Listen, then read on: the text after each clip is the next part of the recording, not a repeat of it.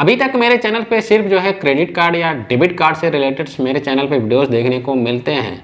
यानी कि सिर्फ जो है खर्चे के बारे में बात करता हूँ, खर्चे करेंगे तब आपको इतना कैशबैक मिलेगा, इतना रिवार्ड्स मिलेगा।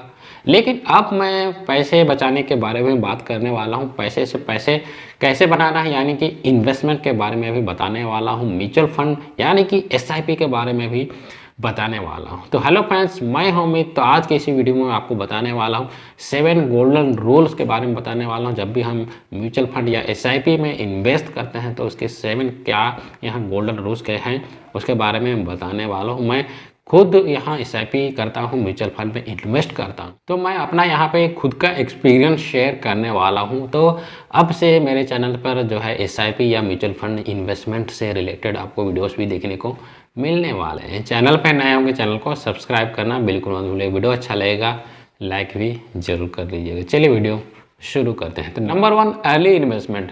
अगर हम मान लेते हैं कि हमारे पास कुछ हज़ार पैसे अगर होते, अगर हम कई सालों पहले इसको इन्वेस्ट किए होते, ये पैसा हमारा करोड़ों में हो जाता। यहाँ जिस तरह से यहाँ हम मान लेते हैं कि किसी भी छोटे से आम के पौधे को हम लगाते हैं, ये पौधा कई सालों बाद बड़ा हो जाता है। बड़े होने के बाद अच्छा खासा जो है हमें फल देना स्टार्ट हो जाता है। तो मुझे भी इस तरह से पछतावा हुआ कि ये एसआईपी तो जब जो है कुछ सालों पहले भी मैं स्टार्ट कर सकता था, तो ये एसआईपी तो 10 साल पहले भी स्टार्ट कर सकता, तो आज मेरा ये पैसा जो है करोड़ों हो जाता, हज़ारों हो जाता, लाखों हो जाता। तो भले ही ₹500 से ही स्टार्ट क्यों ना किया होता, जो है 500 के मंथली एसआईपी भी स्टार्ट किया होता, अगर 10 साल पहले स्टार्ट किया हो जाता तो आज ये करोड़ों में भी हो सकता था।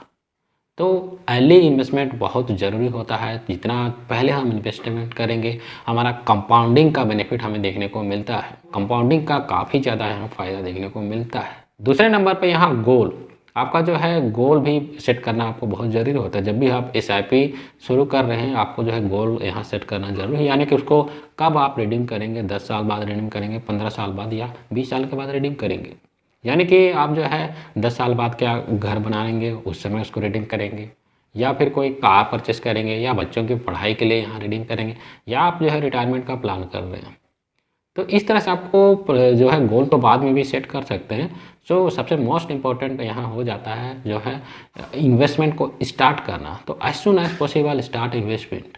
तो गोल तो आप बाद में भी सेट कर सकते हैं। तीसरा नंबर, अगर आपने यहाँ एसआईपी पर इन्वेस्ट करने की सोच ली है तो आपको कहाँ कहाँ इन्वेस्ट करना है, यानी कि यहाँ अपने पोर्टफोलियो को डाइवर्सिफाई करना भी बहुत ज़रूरी है कि आपको जो है स्मॉल कैप में कितना इन्वेस्ट करना है, मिड कैप में कितना इन्वेस्ट करना है, लार्ज कैप में कितना इन्वेस्ट करना है। कुछ सेक्टोरल फंड्स भी होते हैं उस पर इन्वेस्ट करना है, जैसे कि आईटी हो गया, हेल्थ हो गया, या फाइनेंस से रिलेटेड हो गया। सो कुछ स्मॉल कैप में आपको इन्वेस्ट करना है, कुछ मिड कैप में, कुछ लार्ज कैप में। आपको इस तरह से इन्वेस्टमेंट करके आपको अपने पोर्टफोलियो को डाइवर्सिफाई आपको कर देना है। क्योंकि यहाँ एक ही फंड में इन्वेस्ट करेंगे, मान लेते हैं आपने स्मॉल कैप में ही सारे पैसे डाल दिए, इक्विटी फंड में डाल दिया आपने, तो हो सकता है यहाँ आपका भारी नुकसान हो जाएगा। जितना भी इन्वेस्टमेंट है सब जीरो भी हो सकता है। तो अपने पोर्टफोलियो को यहाँ डाइवर्सिफाई करना भी बहुत ज़रूरी होता है। तो अपने जो भी एसआईपी स्टार्ट कर रहे हैं तो इन चीज़ों का आपको ध्यान देके जो है एसआईपी स्टार्ट करना है। नंबर 4 में यहाँ पे आपको जो है एजेंट या बैंक के पास जाके जो है आपको इस तरह से इन्वेस्ट आपको नहीं करना है। आपको खुद से इन्वेस्ट करना है, डायरेक्ट इन्वेस्टमेंट करना है। क्योंकि यहाँ रेगुलर म्यूचुअल फंड में आप जो है इन्वेस्ट करेंगे, एसआईपी करेंगे, तो इनमें बैंक या फिर एजेंट को यहाँ कमीशन जाता है, जो कि आपके रिटर्न को और भी कम कर देगा। क्योंकि रेगुलर जो म्यूचुअल फंड होता है इसका एक्सपेंस रेशियो आपको 1.5% से लेकर 2% हो सकता है। So don't forget to invest in direct fund. आपको ग्रोथ ऑप्शन चुन के आपको जो है डायरेक्ट इन्वेस्ट कर सकते हैं।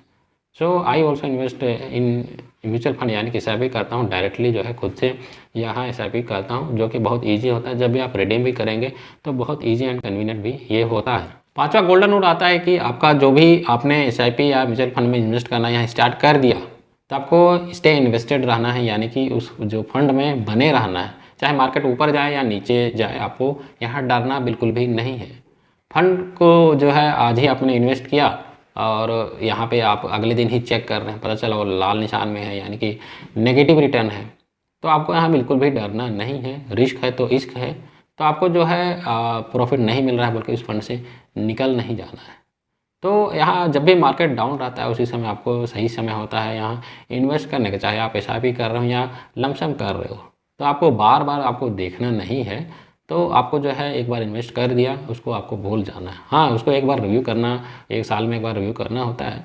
तो यहाँ पे आप जो है एक बार इन्वेस्ट कर दिया तो आपको लंबे समय के लिए यहाँ बने रहना है, चाहे मार्केट अप हो या डाउन, आपको डरना बिल्कुल भी नहीं है। तो ये आपको अच्छा खासा रिटर्न तो देगा ही। 6वें नंबर पे यहाँ बात किया जाए तो इन्वेस्ट फॉर लॉन्ग टर्म। यहाँ आपको एक बार इन्वेस्ट किया, आज इन्वेस्ट किया, कुछ महीनों बाद उसको निकाल रहे हैं, ऐसा आपको बिल्कुल भी नहीं करना है। आपको यहाँ एटलीस्ट 5 साल के लिए तो इन्वेस्टेड रहना ही पड़ेगा। और ज़्यादा बेटर रहेगा आप 10 साल इन्वेस्ट कर सकते हैं तो अच्छा है, 15 साल इन्वेस्ट कर सकते हैं तो और भी अच्छा है, 20 साल इन्वेस्ट करेंगे तो और भी अच्छा है। तो आप कहेंगे कि भाई 20 साल तक इन्वेस्टमेंट जो इन्वेस्ट करेंगे फिर उस पैसे का करेंगे क्या, कब यूज़ करेंगे। तो यहाँ देखिए जो है, जो भी आप यहाँ इन्वेस्ट कर रहे हैं तो खर्चे जितने भी आपके खर्चे हैं वो खर्चे करने के बाद जो पैसा आपके पास बचता है वही पैसा तो आप इन्वेस्ट करेंगे। तो यहाँ पे जैसे कि यहाँ नंबर 2 में हमने बात किया गोल सेट करने की। तो जब भी आप SIP में इन्वेस्ट कर रहे हैं या लमसम या जो भी यहाँ पे अब जो है हम इन्वेस्ट कर रहे हैं SIP, तो यहाँ पे जो है आप जो है गोल आप सेट करना है। तो गोल सेट कर रहे हैं उसके हिसाब से, चाहे घर बना रहे हो, कार खरीद रहे हो, बच्चे की पढ़ाई या रिटायरमेंट जो भी आपका है, उसके हिसाब से जितना भी वहाँ SIP का आपका जो है रिटर्न मिल रहा है उसको आप जो है गोल यहाँ कंप्लीट होने के बाद आप जो है उस पैसे को इजीली यूज़ कर सकते हैं। जो भी आपका SIP का अमाउंट है उसको रिडीम करके आपको इजीली यहाँ यूज़ कर सकते हो। तो 4-5 साल के लिए भी SIP आप यहाँ करते हो, SIP में बने रहते हो तो 15-20% का तो इजीली, अगर अच्छा फंड है तो इजीली आपको जो है 15 से 20% का रिटर्न ये दे देगा आपको। 7वें नंबर पे यहाँ पे बात किया जाए तो रिव्यू पोर्टफोलियो, यानी कि एटलीस्ट एक बार जो है साल में एक बार आपको रिव्यू करना ही है। ऐसा नहीं कि आपने एक बार इन्वेस्ट कर दिया और दोबारा उसको चेक ही नहीं कर रहे कि आपका म्यूचुअल फंड जो है, आपका जो भी SIP जिस भी फंड जो है वो परफॉर्म किस तरह से कर रहा है। तो जिस भी फंड में आपने इन्वेस्ट करके रखा है तो उस फंड का जो है XIRR आपको यहाँ चेक ज़रूर कर लेना है साल में एक बार। तो XIRR आप यही बताता है कि उस जो फंड है उसका सालाना रिटर्न कितना मिल रहा है। उस चीज़ को आपको ज़रूर यहाँ पे चेक कर लेना। आप जितने भी फंड आपने लिए हैं उसका जो है साल में एक बार रिव्यू करना भी ज़रूरी होता है। बाकी कैसा लगा वीडियो, पहली बार मैं म्यूचुअल फंड से रिलेटेड वीडियोस में मेरे चैनल पे अपलोड किया हूँ। अगर रेगुलर और भी वीडियोस देखना पसंद करेंगे तो कमेंट्स में ज़रूर शेयर कर देना। ज़रूर मैं म्यूचुअल फंड या SIP से रिलेटेड और भी वीडियोज़ में लाता रहूँगा। चैनल पर नए होंगे सब्सक्राइब करना बिल्कुल मत भूलिए। वीडियो अच्छा लगा होगा लाइक करना भी बिल्कुल मत भूलिए। मिलते हैं किसी एक नए वीडियो के साथ। Thanks for watching the video.